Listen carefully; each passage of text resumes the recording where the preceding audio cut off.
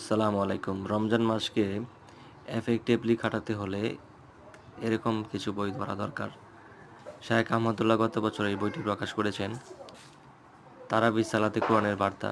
খুব চমৎকার একটি বই। এখানে ২৭টি তারাবির মধ্যে পুরো ৩০ পারা কোরআনকে সংক্ষেপে বিস্তারিতভাবে আলোচনা করা হয়েছে। সুন্দরভাবে বিষয়গুলো উল্লেখ করা হয়েছে।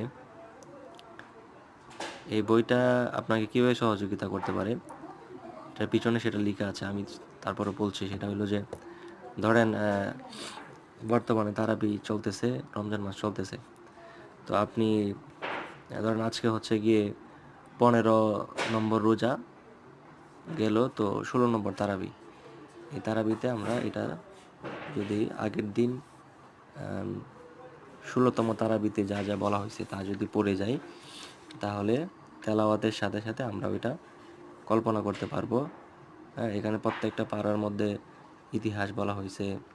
এই দেখেন, প্রথম তারাবি, সূরা ফাতিহা, সূরা বাকারা, এভাবে সূরার মধ্যে থেকে যে উল্লেখযোগ্য ঘটনাগুলো আছে এর আলোচনা করা হয়েছে।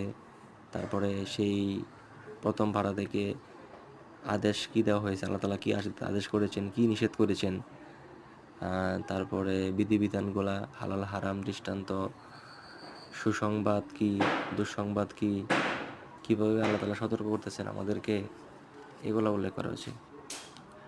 তো এই বইটি কিনে আপনি পড়তে পারেন রমজান আসলেই।